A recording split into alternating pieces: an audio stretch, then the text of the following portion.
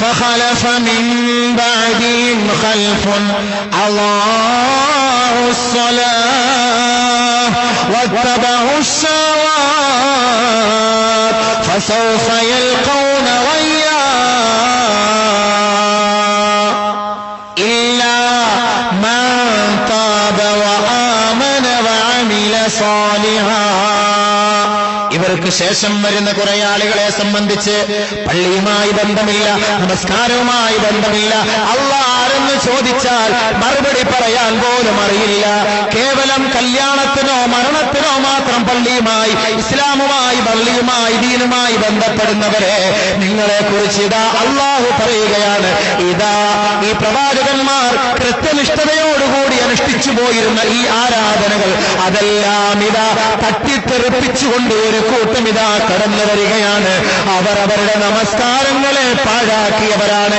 നബിയെ പറഞ്ഞു മനസ്സിലാക്കിക്കൊട്, ഈ നമസ്കാരത്തെ പാഴാക്കിയാൽ ഫസൗഫ യൽഖൗന ഗയ്യാ, ഗയ്യ് എന്ന നരകത്തിലേക്ക് നാം അവനെ വലിച്ചുകൊണ്ടിടുമെന്ന് പരിശുദ്ധ ഖുർആനിലൂടെ അല്ലാഹു അറിയിക്കുകയാണ്. ഗയ്യ് എന്തായി? ഗയ്യ് എന്തായി? ഗയ്യ് അതിന് മുഫസ്സിരീങ്ങൾ തന്നെ പറയട്ടെ മറുപടി.